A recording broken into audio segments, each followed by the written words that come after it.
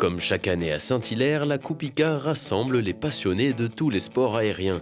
Montgolfière, wingsuit, mais aussi paramoteur, où les pilotes sont équipés d'une hélice, d'un moteur et d'une voile.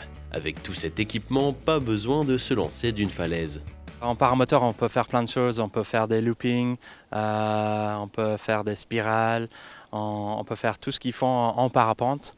Mais on a l'avantage d'avoir un moteur, donc on peut décoller de n'importe où. On peut décoller juste à côté de chez soi. On est vraiment en contrôle de tout. On peut revenir ras du sol, faire ce qu'on appelle foot dragging en anglais.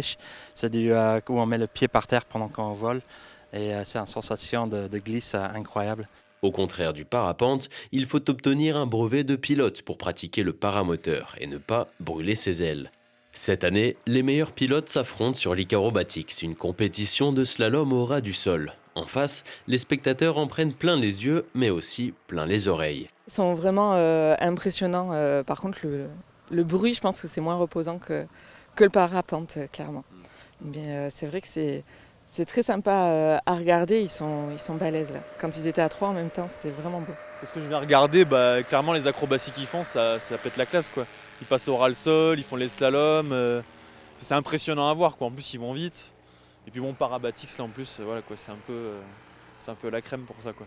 Il existe deux types de paramoteurs, le paramoteur sellette où le pilote se lance à pied, moteur sur le dos, et le paramoteur chariot avec des roues, utilisé en partie par les personnes à mobilité réduite. L'une des dernières innovations est le moteur à injection, qui consomme moins de carburant. Mais aujourd'hui, certains constructeurs essaient de trouver des technologies pour réduire le bruit. Tout ce qui est sensation, consommation d'essence et le bruit, on essaye d'annuler au maximum. Il existe des motorisations électriques, on arrive à des autonomies quasiment d'1 heure. C'est un milieu qui est assez petit, il n'y a pas assez de budget entre guillemets pour pouvoir développer aussi rapidement que ce qui se fait aujourd'hui dans les voitures.